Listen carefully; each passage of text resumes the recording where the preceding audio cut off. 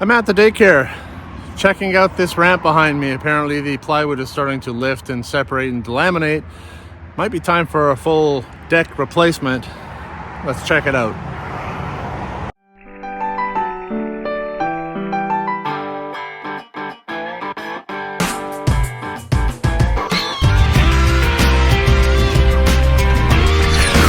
Buckle up for safety as I give you a day in the life of online. No, not online. I'm actually there. Facilities maintenance. The problem with plywood in a project like this is that it's not made to be exposed to the elements. It has to be covered by something like roof shingles or siding or vinyl decking. Well, it's definitely lifting here. If I look at the end grain of the plywood, I'm going to say that it is.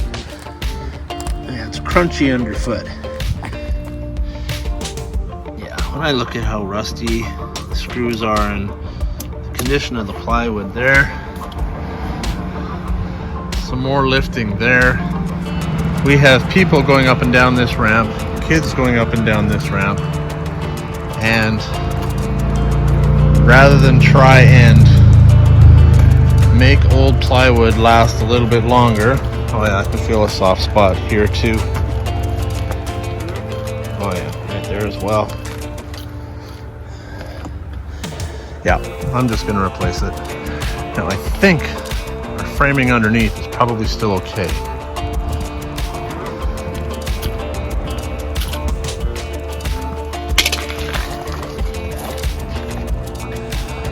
That's all pressure treated. Our joist spacing is fine. Looks like 16-inch. I can live with that. 2x6 Is strong enough, although I would have preferred to see 2x8. Joist hangers in place. That all looks good. So really, all I have to do here is just measure up what I need for plywood. Like a marine grade plywood, possibly. Maybe that's my best bet. A marine grade. The difference between marine grade plywood and other plywoods is that the glue that in the laminates, it's waterproof.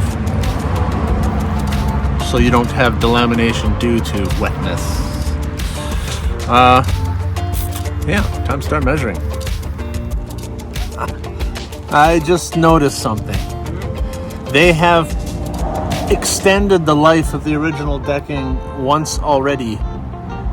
Check this out. There's 3/4 inch plywood and there's 5/8 on top of that. So where I am feeling soft spots are actually through 1 3/8 of plywood. Yeah. So yeah, like I say, this best to replace it, and you know what? That would explain why this threshold is higher here than here. All right, now it's time to measure. Okay, I'm going to need 8 sheets. And at today's prices, that's about $800 in plywood, just for that. So at the end of the day, this will probably be about a $1,000 job, which is a lot cheaper than a lawsuit if anybody ever went through the deck, or tripped, or fell, or slipped. $1,000 is cheap these days. Well, today is the day that I tear this thing apart. I figured it's a good day today because tomorrow I have a massage therapy appointment and I'm gonna need it. Yeah, there's a 3/4 inch layer with a 5/8 inch layer on top of it. And because they've rolled this deck coating stuff on it, I can't see where the screws are to try and undo all the screws and whatnot to get at it. So I think the best way to go about this is to probably just set my blade depth on my saw and start cutting it in strips, and hopefully the screw heads, if I do hit 1 or 5, don't damage the blade too badly. And yeah, just remove it in strips like that. And I've got my trailer back there, so I can just throw everything right in the trailer. And I've also got this very interesting curb design with boards around the edge. You can see some of them are nailed in. Maybe all of them are nailed in. Yeah, it looks like they're nailed in place. Man, I didn't know they still had nails. So that will come off first, and that'll give me access to the edges of the plywood. Taking this apart, already I can see a bit of an issue. This railing is floating here in the sense that it's not really attached to the deck. It's attached to These 2x4s that look like an afterthought. which are positioned in such a way so as to be in the way of accessing the deck boards. Nothing is ever straightforward. When things aren't built normally, doing repairs, there are always a few more layers of complication involved, let's just say that.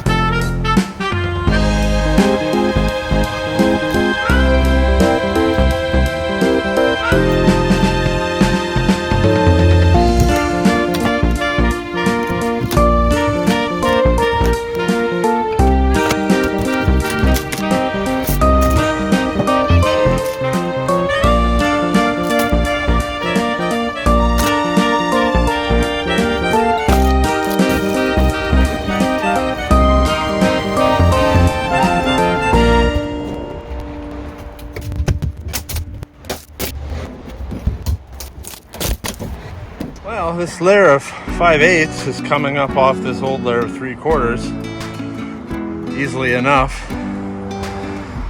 One layer off, one layer to go.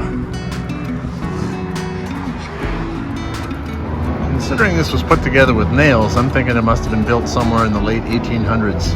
I have a feeling that this layer of 3/4 inch is probably attached better than the 5/8 was that was scabbed down over top of it. However, if I can go along and set my blade depth to 3/4 of an inch and cut strips down the center of each piece and remove them in sections that way, I think that'll probably be the best plan of attack now. Yeah, that should work. And I think it's fair to say that the original screws aren't fighting me too hard. Oh, how wrong I was. It's funny that while the screws that were holding down the 5/8 plywood that was scabbed over top of the original 3/4 were pretty much rusted down to nothing and gave up without much of a fight at all.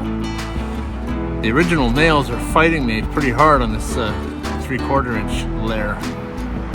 They're ring nails, and they hang on very, very well. It's like peeling back an onion, one layer at a time.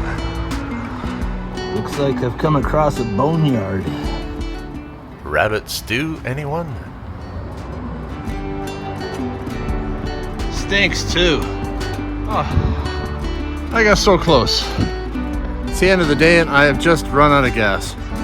I even almost made it to the end without bleeding, but you get tired, you get sloppy, and you end up nicking yourself and you bleed. I hate to leave this last little bit behind, but I just haven't got anything left in the tank. So this last strip and this little bit here are gonna have to wait until I come back.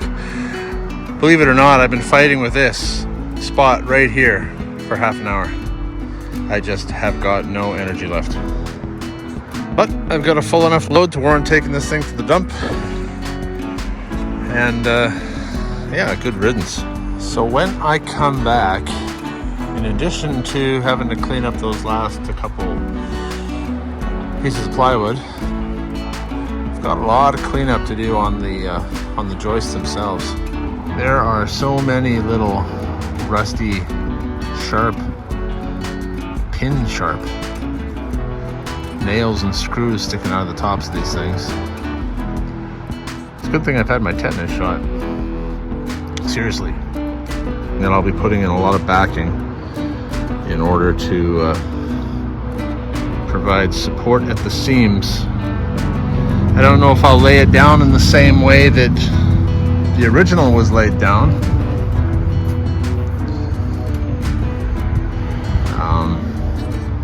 We'll see.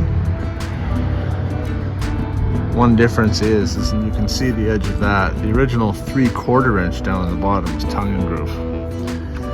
And this marine plywood that's made for docks and whatnot is not tongue and groove. So it will require backing in places that the other perhaps did not. We'll see. But for now, I'm calling it a day. And yeah, I'll be back in a couple days. A couple seconds for you, but a couple days for me. So here's another thing that I can't figure out. Door to the building is 3 feet wide. So why on earth did they build a ramp 5.5 feet wide? It's more lumber for framing.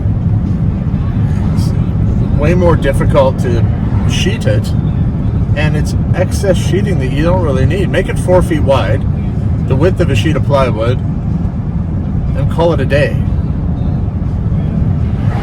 Take you half the time to build it, and you'd use 25% less material.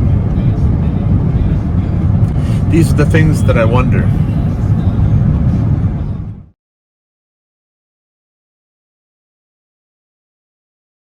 I'm back to continue working on this ramp, and that 1.5 by 8 foot strip of plywood that I just didn't have anything in the tank to pull it up with last time.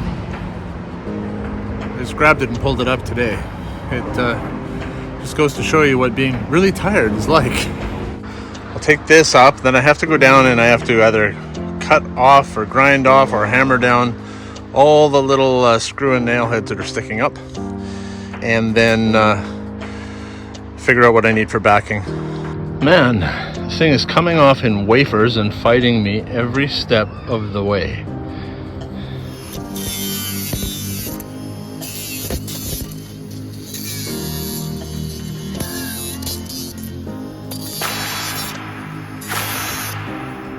Finished cleaning all the tops of the joists off.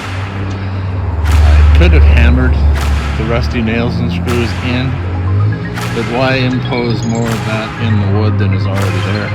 So I just went and cut them all off. If it took longer, it wasn't that much longer. It was a pretty quick process once you kind of got a rhythm going. But I do feel much safer walking along the tops of that now.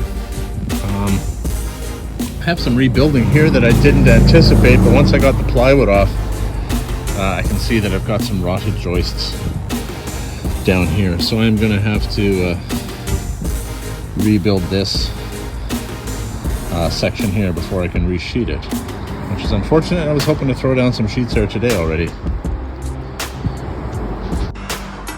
Well, in order to rebuild this, I'm sistering new pieces into place. And Yeah, that's what I got going on over here. You know, I think the reason this failed in the first place is because they laid the sheets down with the full sheets there, and they had all this kind of patchwork piecing down here.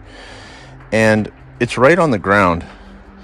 And so there's very little air movement here, except because the patchwork piecing was done here, you had a lot more water leaking through the cracks and stuff underneath getting wet. And even though it was pressure treated, it still rotted out completely. So I think when I put the new sheeting down, I'm going to start with full sheets down here that will keep the water from leaking through.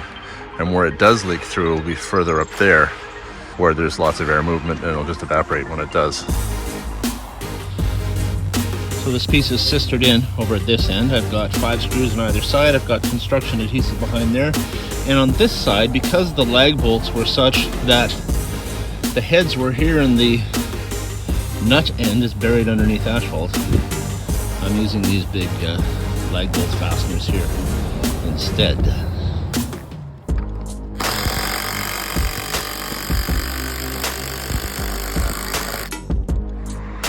Finished putting this back together, so it is now ready to be sheeted.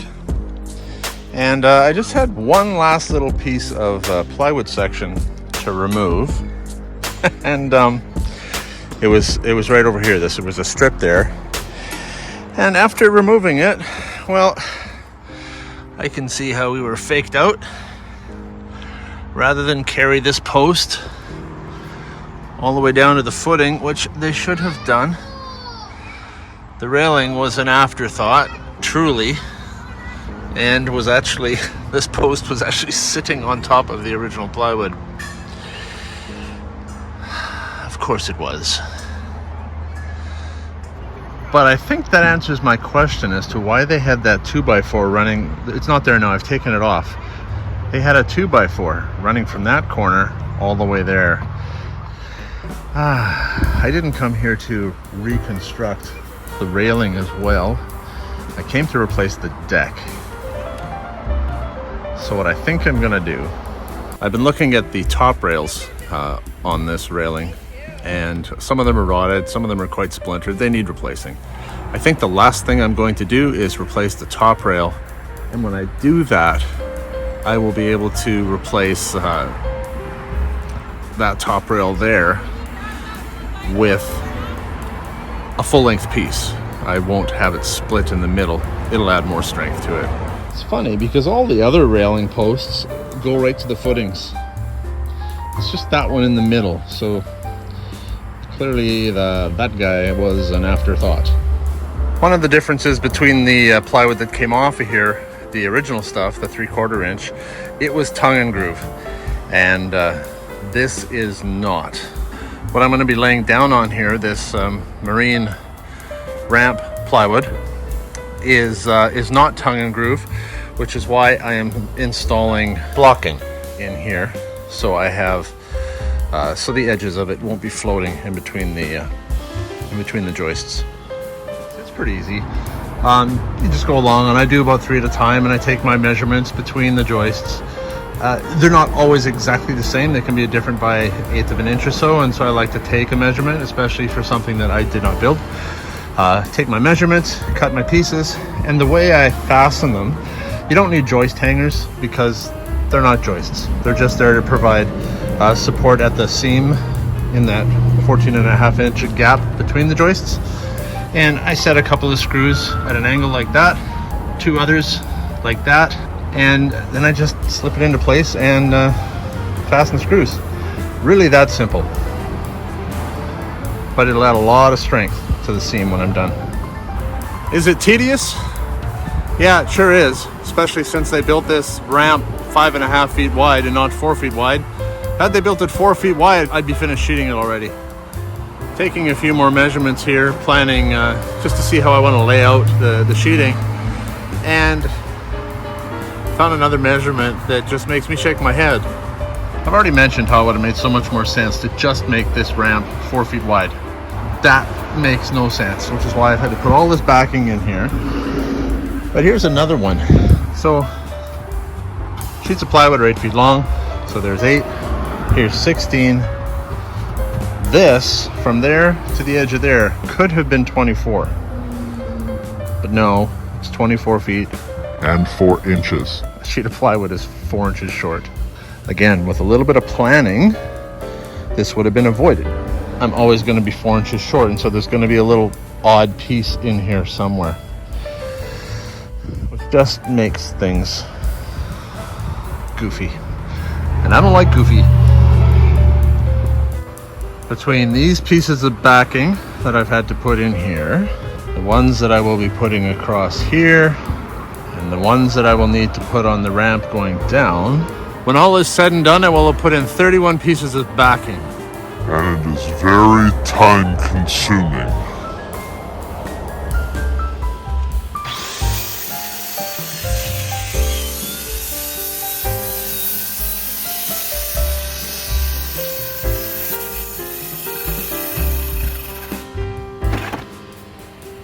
Thank you for watching this episode of A Day in the Life of Facilities Maintenance. Come back next week for the exciting conclusion. Does Arne tear it down completely? Does he burn it up? Does he throw his saw over the fence in frustration? Tune in to find out.